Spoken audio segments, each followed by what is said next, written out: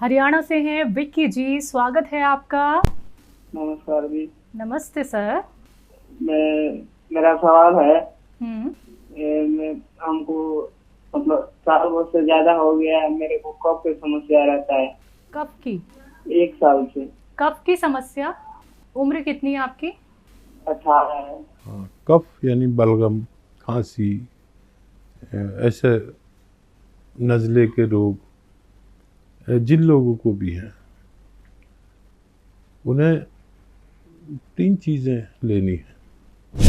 सपिस्तान एक दवा का नाम है जिसे आसान भाषा में लिसोड़ा भी कहते हैं। लिसोड़ा, सपिस्तान, उन्नाब, ये भी एक दवा है, बेर की तरह होती है, लाल लाल, बिल्कुल लाल सुर्ख रंग का बेर होता है।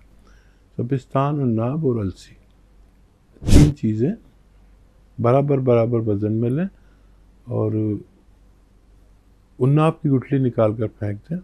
इन्हें पाउडर बना के रख लें, सफ़ूफ बना के रख लें पाउडर, और 1 चम्मच सुबह निहार मुँह खाइए, 1 चम्मच रात को सोते समय। गर्म पानी या चाय से खट्टी चीज़ें छोड़ दीजिए और 6-7 महीने खाएं तो आपको आपके रोग से मुक्ति मिलना मुमकिन।